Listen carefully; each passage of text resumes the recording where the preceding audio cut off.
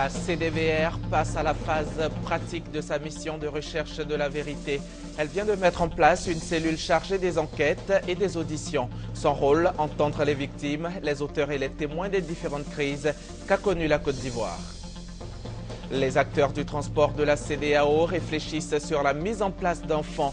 Ils participent depuis ce matin à un atelier de restitution de l'étude de faisabilité à Grand-Bassam, à une 60aine de kilomètres d'Abidjan. Et puis, l'actualité, c'est aussi la situation au Soudan du Sud. Après le massacre de centaines de civils à Bentiu, l'ONU accuse les rebelles de l'ancien vice-président sud-soudanais, Riek Machar. Voilà pour le sommaire, mesdames et messieurs, bonsoir. Journée remplie pour Soro Guillaume hier mardi. Le président de l'Assemblée nationale a accordé plusieurs audiences dans le courant de la journée. Il a reçu entre autres le vice-ministre iranien des Affaires étrangères, le directeur général de l'Office national du tourisme et la représentante spéciale du secrétaire général de l'ONU en Côte d'Ivoire, Aïchatou Mendaoudou. Journée de mardi chargée pour Soro Guillaume. Entre audiences et séances de travail avec ses collaborateurs, le président de l'Assemblée nationale n'a eu aucun répit. Dans la matinée, il a ouvert les portes de son cabinet à Hossein Amir Abdollahian, le vice-ministre iranien des Affaires étrangères, et Jean-Marie Sommet, le directeur de l'Office national du tourisme.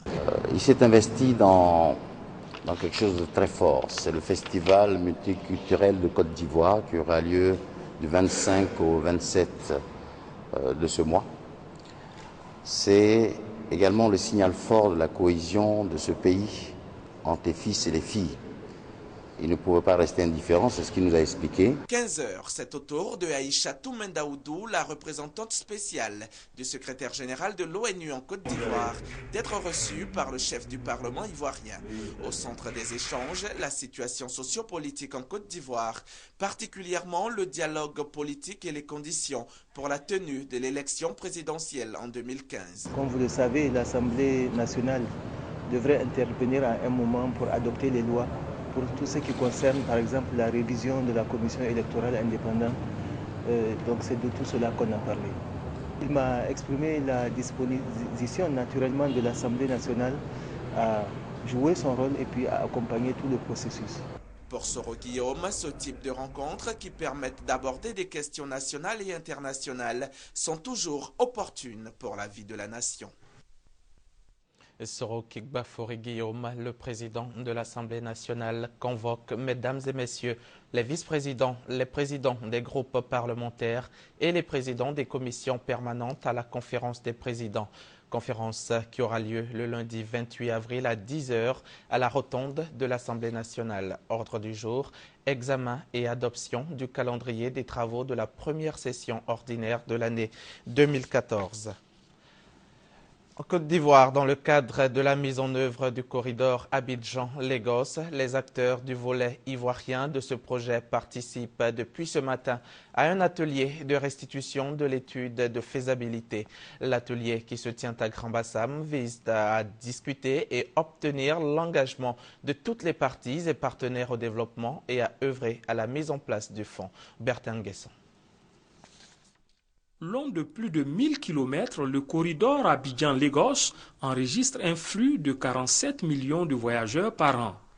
Il draine 65% des activités économiques de l'espace CEDEAO et constitue le poumon économique de la sous-région. Le présent atelier va permettre à la partie ivoirienne d'arrêter un plan d'action définitif pour la réalisation du projet d'autoroute reliant Abidjan à Lagos. Le projet de facilitation du commerce et du transport sur le corridor Abidjan-Lagos est un projet initié en double partenariat avec la CEDEAO, la Banque mondiale et l'État de Côte d'Ivoire, à l'effet d'assurer une libre circulation des personnes, des biens et des services. La part de la Côte d'Ivoire dans le coût du projet s'élève à 148 millions de dollars, soit 78 milliards de francs CFA. Il a pour objectif de faciliter la libre circulation des biens et des personnes le long du corridor. Vous savez qu'aujourd'hui, avec la mondialisation, il est nécessaire pour l'administration de créer les conditions d'une célérité et d'une facilitation des transactions commerciales notamment au niveau de la région. Acteurs importants du projet, les transporteurs attendent beaucoup de l'atelier de Grand Bassam. La facilitation du transit, l'état de la route, la prévention du VIH-Sida et l'impact social sont les 4 indicateurs de mesure de la réussite du projet. La 10e réunion du comité de direction du projet COSCAP-UEMOA s'est ouverte ce mercredi à Abidjan. C'est un projet commun de transport aérien de l'Union économique et monétaire ouest-africaine. Au centre des réflexions qui vont durer 3 jours, l'examen des textes, l'élaboration du budget, la définition du nombre et des statuts des membres de l'Agence communautaire de supervision de la sécurité et de la sûreté de l'aviation civile, structure qui sera chargée de superviser la sécurité et la sûreté de l'aviation civile des agences nationales à travers les 8 pays membres de l'UEMOA et la Mauritanie. La rencontre d'Abidjan s'achève vendredi prochain. Et puis, cette réunion des médiateurs de l'UEMOA à Abidjan, le bureau exécutif de l'Association des médiateurs des pays membres de l'Union économique et monétaire ouest-africaine, a ouvert aujourd'hui dans la capitale économique ivoirienne sa 3e réunion ordinaire, au cours de laquelle seront examinés le programme de travail et le projet de budget 2014 de l'association. La rencontre d'Abidjan vise à redynamiser le fonctionnement de l'association, à en croire son président, le médiateur de la République de Côte d'Ivoire, Ngolo Coulibaly.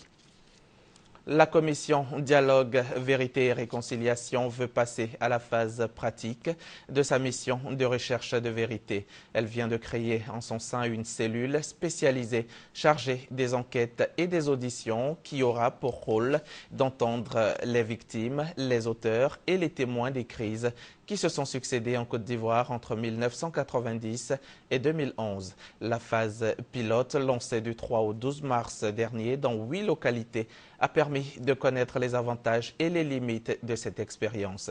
Les travaux ont été présentés aujourd'hui lors d'un atelier qui s'est tenu à Abidjan et Sidonie Davila et Maïsako y étaient pour RTI 1. La recherche de la vérité est essentielle pour la CDVR, la commission Dialogue, Vérité et Réconciliation. Elle a donc mis en place une commission spécialisée chargée des enquêtes et auditions. À peine créés, les membres ont été déployés sur le terrain pendant 10 jours pour une phase expérimentale dans 8 localités ivoiriennes. Au cours de ce processus, ils ont écouté quelques victimes, les auteurs et les témoins des crises qui se sont déroulées en Côte d'Ivoire. L'atelier de ce jour a permis de déceler les points forts et les limites de leurs actions sur le terrain. C'est un atelier de partage d'expériences et qui va donc nous permettre de corriger les quelques dysfonctionnements. Alors, nous allons lancer la phase nationale en nous donnant les meilleures chances de réussir. De la phase pilote à la phase nationale, le président de la CDVR situe ici les enjeux de ce nouveau défi. 1990-2011. Qui a fait quoi? Pourquoi? Et où? Qui a subi quoi? Pourquoi? Quand et où? Ce sont les victimes. Cette forme de justice transitionnelle n'a pas de sens si la victime n'est pas au centre des préoccupations. Avec cet exploit, la CDVR veut engager la responsabilité des différents représentants dans toutes les localités de la Côte d'Ivoire pour l'atteinte d'un résultat satisfaisant. Le président Charles Konambani a demandé à ses collaborateurs de mener à bien cette mission pour faire découvrir la vérité, mais aussi pour situer les responsabilités sur les différents événements sociopolitiques qu'a connus le pays. Depuis hier, se tient à Grand Bassam le 21e congrès de l'Association panafricaine des sciences neurologiques. Prennent part à la rencontre environ 100 neurologues et neurochirurgiens originaires d'une trentaine de pays. Au menu, formation, partage d'expériences autour des affections neurologiques qui touchent près d'1 milliard de personnes dans le monde. Entre autres affections, l'accident vasculaire cérébral, l'épilepsie et les tumeurs cérébrales. 42 ans d'existence et aujourd'hui, près de 200 membres la composent. L'Association panafricaine des sciences neurologiques tient son 21e congrès. Il y est essentiellement question de formation et de partage d'expériences quant au traitement d'affections neurologiques, en passe d'être des priorités de santé publique en Afrique. Ce congrès paraît un congrès hautement scientifique qui va réunir des spécialistes, mais l'objectif final, c'est de permettre à nos populations d'être éveillées, de connaître ce que c'est qu'un AVC. Un AVC, quand il survient, c'est toujours dramatique. Alors, tous ces congrès ont pour objectif d'être dirigés aussi vers la population avec un message basé sur la prévention de ces affections. L'Association panafricaine des sciences neurologiques regroupe des neurologues et neurochirurgiens originaires de toute l'Afrique, mais sa particularité réside aussi dans la diversité des spécialités médicales représentées, avec un seul objectif commun. C'est vraiment une association fédératrice autour d'un seul objectif, traiter les maladies du système nerveux de manière efficace et de manière équitable. Un accès équitable aux soins qui pourrait être en partie garanti par un meilleur ratio personnel de santé-population et une meilleure répartition géographique de ces spécialistes. Les chiffres font état d'un neurologue pour 3 millions d'habitants en Afrique subsaharienne, contre 1 pour 40 000 en Occident. Même constat pour les neurochirurgiens. Il faut mettre toute notre énergie pour former de plus en plus de jeunes et qui pourront apporter des soins de qualité aux patients. C'est un échange, c'est un combat à mener tous ensemble. Dr Joseph Boguifo est le nouveau président de la Fédération ivoirienne des petites et moyennes entreprises pour un mandat de 4 ans. La passation des charges entre lui et la présidente sortante Fatoumata Martewi marque l'entrée en fonction effective du conseil d'administration de la FIPME. Le nouveau président dit vouloir contribuer à la création et au développement des PME, à faciliter l'accès des PME au financement bancaire et au marché public. La FIPME, fêtière d'associations professionnelles, promet renforcer les capacités managériales, les organisations et fédérations de PME et mettre en place un mécanisme de promotion de l'entrepreneuriat. Ils sont plus de 54 000 candidats qui composent depuis ce matin pour le concours d'entrée au CAFOP. Des candidats repartis dans plusieurs centres d'examen. Ils ont reçu la visite du ministre de l'Éducation nationale et de l'enseignement technique, Kandia Camara. Reportage Mamadou Kwasi. Ils sont plus de 54 000 candidats avec un seul objectif, celui d'intégrer la fonction publique et contribuer à l'éducation des enfants de la Côte d'Ivoire. Ce concours d'entrée au CAFOP ouvre le bal des examens et concours au niveau du ministère de l'Éducation nationale et de l'enseignement technique pour se rendre compte du bon déroulement des épreuves écrites et aussi encourager les candidats. La première responsable du ministère a visité des centres d'examen du district d'Abidjan. Les candidats ont répondu à l'appel, en tout cas en très grand nombre. Il y a très peu d'absents et tout se déroule aussi dans le calme, dans la sérénité. Ça augure aussi de bons résultats. Aux différents candidats, la ministre Kandia Camara a également demandé de bien travailler, car seul le mérite comptera à la fin de ce concours. Un concours qui se tiendra en 2 étapes. Les résultats de cette phase seront connus dans 2 semaines. Ensuite suivra la phase finale pour le mois de juin, pour intégrer les CAFOP de Côte d'Ivoire.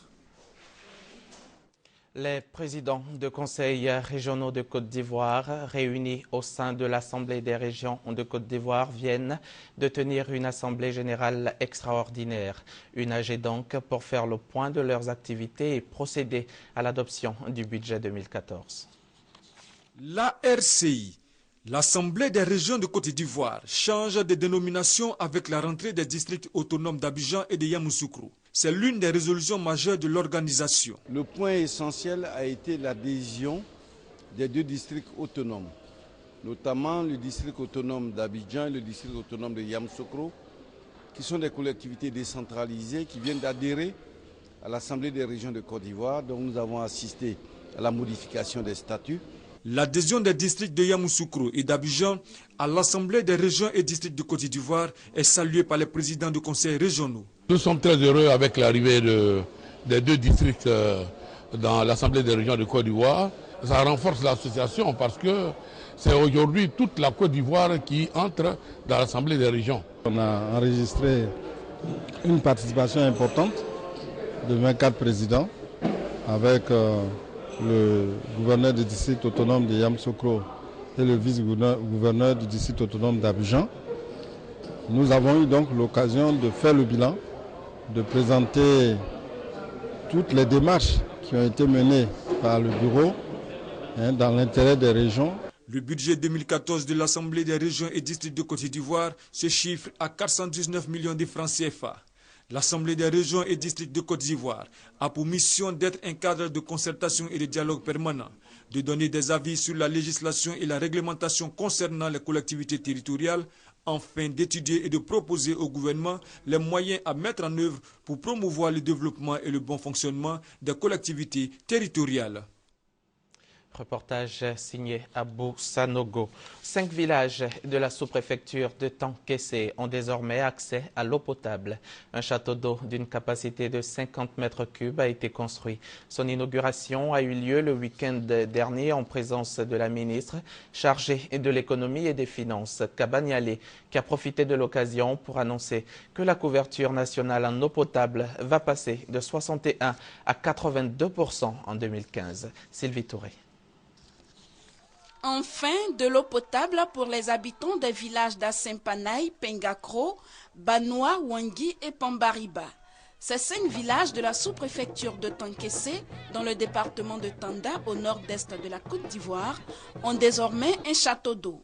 Il a été inauguré par la ministre en charge de l'économie et des finances. Nialé Kaba a rassuré les populations que le gouvernement travaille à améliorer l'accès à l'eau potable partout en Côte d'Ivoire. C'est dans ce cadre qu'un volet important du plan national de développement 2012-2015 a été consacré à l'amélioration de l'accessibilité à l'eau potable et à l'assainissement, aussi bien en milieu rural qu'en milieu urbain. Ainsi, la proportion de la population ivoirienne qui a accès à l'eau potable de façon durable devrait passer de 61% en 2012 à 82% en 2015. Le château d'eau de l'unité, tel que l'appellent les populations de Tankessé, a une capacité de 50 mètres cubes. Il pourra produire 10 000 litres d'eau par heure pour étancher la soif des populations des villages bénéficiaires. Des populations qui ont également exprimé leur soif de développement. La ministre Nialé Kaba, le représentant du président de l'Assemblée nationale et le député de la localité les ont appelés à rester unis pour bénéficier des projets de développement tels que la construction de centres de santé, dont la première pierre de celui de Wandi a été posée par la ministre Nialé Kaba. Le CNS, le Comité national de surveillance des actions de lutte contre la traite, l'exploitation et le travail des enfants, a organisé ce mercredi un atelier de renforcement des capacités des acteurs nationaux sur le système d'observation et de suivi du travail des enfants. En vue d'une appropriation responsable par ces acteurs de terrain, le SOSTECI constitue un outil essentiel de coordination pour des actions et des résultats plus efficaces dans la lutte contre les pires formes de travail des enfants. L'atelier s'est déroulé ce mercredi matin en présence de notre reporter Ami Sissoko. 1 622 140 enfants impliqués en 2011 dans les travaux des secteurs de l'agriculture, des mines, du transport, du commerce et des travaux domestiques, selon l'Institut national de la statistique. Pour combattre ce phénomène du travail des enfants, l'État de Côte d'Ivoire a entrepris un processus de mise en œuvre du système d'observation et de suivi du travail des enfants, SOSTECI, en juillet 2011. Pour la mise en œuvre efficace de ce mécanisme de lutte contre le travail des enfants, un atelier est alors organisé par le Comité national de surveillance des actions de lutte contre la traite, l'exploitation et le travail des enfants. Objectif, renforcer les capacités des acteurs nationaux sur le SOSTECI. Face à la lancinante question du travail des enfants, le système de suivi du travail des enfants reste un puissant moyen pour les États et les entreprises concernées par ce phénomène d'établir des procédures transparentes et efficaces pour contrôler et éliminer le travail des enfants dans leurs différentes chaînes de production et d'approvisionnement. Ce sont au total 60 participants issus du Comité national de surveillance, du Comité interministériel, du Bureau ivoirien des travailleurs, des industriels du chocolat, des organisations professionnelles et ONG qui sont outillés sur le document cadre, les outils et les perspectives d'extension du SOSTECI. Le système d'observation et de suivi du travail des enfants SOSTECI est pour l'heure implanté dans 5 départements en Côte d'Ivoire. Le reportage de Ami Sissoko était commenté pour vous par Franck Quadio. La fête de Pâques est un véritable moment de réjouissance en pays baoulé. Elle a été célébrée au cœur de Yamoussoukro par une structure exerçant dans le secteur du tourisme. Objectif, faire de cette fête un véritable produit d'appel touristique et assurer la production du tourisme intérieur. Reportage Victorien Angwa, Doigt des Lasers. Mi-Pakinou, au cœur de Yamoussoukro, le village consacré à l'événement, l'espace champêtre du président Golf Club, aménagé pour la circonstance. Cette manifestation, la deuxième du genre, est une occasion pour assurer la promotion du tourisme en général et du tourisme intérieur en particulier. La mayonnaise a pris parce qu'ils sont venus nombreux pour célébrer la Pâques, fête chrétienne commémorant la résurrection de Jésus-Christ. Événement culturel riche en couleurs, mariage entre tradition et modernisme, le Goli, danse du terroir baoulé, venu de Bomi Kondeko, a mis du baume au cœur des invités. Pour nous, c'est un produit d'appel touristique. Et comme vous pourrez le constater, Yamoussoukro a drainé du monde sur cette destination. Nous nous battons pour le succès du tourisme. Nous ne nous battons pas pour notre structure. Donc tant mieux si ce concept a été repris par Yamoussoukro, Thiébissou, le Bélier et pourquoi pas toute la Côte d'Ivoire. Les participants s'en réjouissent. Ça nous permet de nous retrouver et de nous tremper dans une tradition qui aujourd'hui nous fait défaut. Nous sommes en train de voir de très belles danses. J'ai vu ces danseurs de Kondé Yaokro, tout petits, autant de présidents Foboyen dans les années 62, 63, 64, quand les Modibo Keïta et autres venaient à Yamoussoukro. Mais c'est avec un réel plaisir que je les revois aujourd'hui. Des plats du village, le namoukou par exemple, ça c'est ce que nos parents font au village. Enfin, moi, je fais que être heureuse. Donc, je me dis, dans ce village, on peut aussi se retrouver au village. C'est la fête et puis il faut changer beaucoup d'air aussi. Alors, c'est pour ça que j'ai décidé de venir ici. Pakinou à Yamoussoukro a apporté le sourire aux patrons des restaurants et complexes hôteliers. Ils ont fait de bonnes affaires et c'est tant mieux pour le tourisme ivoirien. 24 heures avant le dimanche de Pâques, la quasi-totalité des réceptifs ont fait le plein, même les plus grands. Et à l'instar de toute la communauté chrétienne, l'église protestante évangélique SEMA de Yopougon-Sidessi a également célébré la fête de Pâques. Pendant cette célébration, une conférence a été dite sur le vrai sens de la Pâques. On écoute Franck Quadion. La Pâques, célébration de la résurrection du Christ.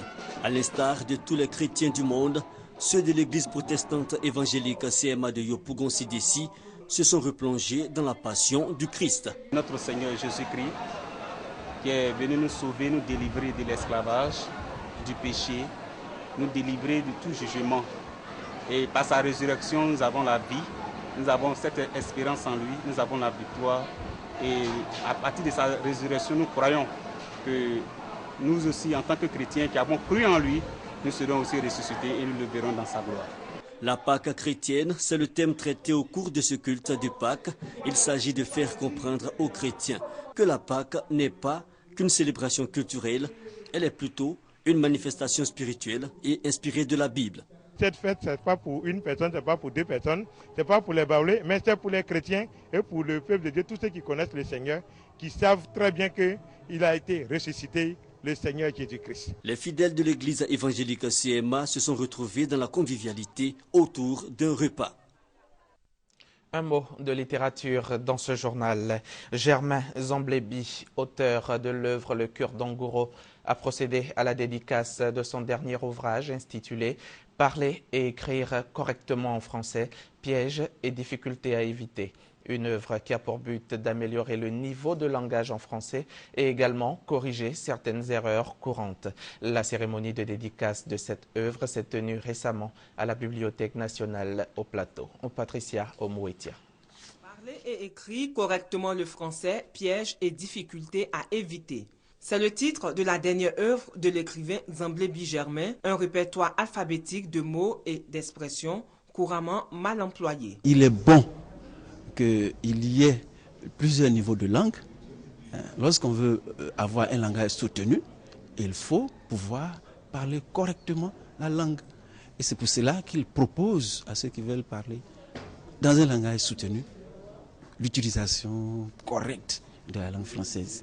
Tout le monde a besoin de parler le français correctement, qu'on soit physicien, qu'on soit mathématicien, qu'on soit technocrate dans un domaine bien précis. On a besoin d'écrire toujours.